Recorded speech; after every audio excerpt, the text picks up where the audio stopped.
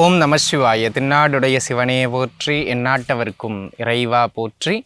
அன்பர்கள் அனைவருக்கும் அன்பான வணக்கங்கள். அன்பர்களே, பராபவ ஆண்டு 2026. இந்த ஆண்டு உங்களுக்கு மிதுனத்திற்கு எப்படி இருக்குது அப்படிங்கிறத நம்ம பார்க்க இருக்கோம். கிட்டத்தட்ட பார்த்திங்கன்னா, கடகத்தில் குரு, மீனத்தில் சனி, கும்பத்தில் ராகு, சிம்மத்தில் கேது, இந்த நிலைப்பாடு அப்படியே நீடிக்குதுங்க கிரக நிலைகள். உங்களுக்கு நம்ம 3 விஷயத்தை பார்க்க போகிறோம். குடும்ப அமைப்பு எப்படி இருக்குது, பொருளாதார அமைப்பு எப்படி இருக்குது, ஆரோக்கிய அமைப்பு எப்படி இருக்குது. 1 by 1 போயிடுவோம். எதில் நன்மை, எங்கே கவனம், இதெல்லாம் பார்த்துக்கிடுவோம். சரிங்களா? முதல்ல பொருளாதார அமைப்புகளை பார்த்து விடுவோம் அன்பர்களே. இந்த ஆண்டு அதிசிறப்பான கிரகநிலை. 10ஆம் அதிபதி 2இல் அமர்ந்து 10ஐயே பார்த்து 10ஆம் இடத்துல இருக்கிற சனியையும் பார்க்கிறார். இது ஒரு யோகமான அமைப்பு. வேலை வாய்ப்பே இல்லை, நல்ல வேலை வாய்ப்பே இல்லை அப்படின்னு தெரிஞ்சுக்கிட்டு இருக்கிற மிதுன ராசிக்காரங்களுக்கு கூட வேலை கிடைக்கும், நல்ல வேலையே கிடைக்கும். ஏற்கனவே உத்தியோகத்தில் இருக்கிறவங்களுக்கு அடுத்த கட்டத்தை நோக்கின வளர்ச்சி. 9-10 அதிபதிகள் 10ஆம் வீட்டோடு தொடர்பு. வேலையில் நல்ல அங்கீகாரம் கிடைக்கிறது, ப்ரமோஷன் கிடைக்கிறது, இன்க்ரிமெண்ட் கிடைக்கிறது, மதிப்பு மரியாதை கிடைக்கிறது, ரெக்கக்னேஷன் கிடைக்கிறது. அடிக்கடி வேலையில் பாராட்டப்படுவீர்கள். ஆக உத்தியோக அமைப்புகள் சிறப்பாக இருக்கும், வளர்ச்சியாக இருக்கும்.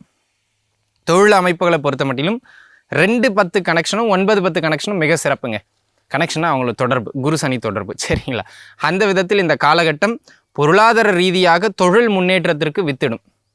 ஸோ தொழில் அமைப்புகள் சிறப்பாக இருக்கும். தொழில் சார்ந்து உங்களுடைய முயற்சிகள், தொழில் சார்ந்து உங்களுடைய ஒப்பந்தங்கள், தொழில் சார்ந்து உங்களுடைய பேச்சுவார்த்தைகள் சிறப்பாக முன்னேற்றம் பெறும். ஆக தொழில் வளர்ச்சி பெறுகிற, புதிதாக தொழிலை ஆரம்பிப்பதற்கும் தொழிலில் இருக்கிறவங்களுக்கும் முன்னேற்றம் பெறுவதற்கும் ஆகச்சிறந்த காலம். பொருளாதாரம்னு வருகின்ற பொழுது ஓவராலாகவே இந்த ஆண்டு அற்புதமான பொருளாதாரம்ங்க. கையில் நல்ல மணி ஃப்ளோ இருந்துக்கிட்டே இருக்கும்.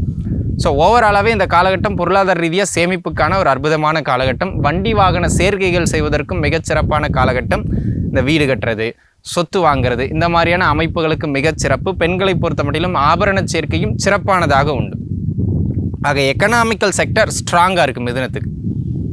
அதில் எந்த கவலையும் பட வேண்டிய அவசியம் இல்லை. குடும்ப அமைப்புகளுக்கு வந்துடும். திருமணமே நடைபெறாமல் இருந்த மிதுன ராசி அன்பர்களுக்கு 2ஆம் இடத்திலே குரு பகவான் 7ஆம் அதிபதி போய் உச்சம் பெற, இது திருமணத்தை ஏற்படுத்தி கொடுக்கக்கூடிய ஒரு அமைப்பு. ஆக தாராளமாக முயற்சிக்கலாம். வயதான அல்லது வயது கடந்துகிட்டு இருக்கு அப்படின்னு சிரமப்படுகின்ற மிதுன ராசிக்காரங்களுக்கு கூட இந்த காலகட்டம் திருமணம் முடியும். குடும்பத்தில் இருந்து வந்த கடுமையான பிரச்சனைகள் கூட குறையும். தனஸ்தானத்திலே ஒரு உச்ச கிரகம், குடும்பஸ்தானத்தில் அதுவும் ஒரு சுப கிரகம். ஆக 2இல் குரு வருகின்ற பொழுது குடும்பம் செழிப்பாக வளரும். அந்த விதத்தில் இந்த காலகட்டம் குடும்பத்தில் இருந்த அந்த பிணக்குகள் விலகி குடும்பம் நல்ல மகிழ்ச்சியான ஒரு சூழலை நோக்கி நகரக்கூடிய ஒரு அற்புதமான அமைப்பு.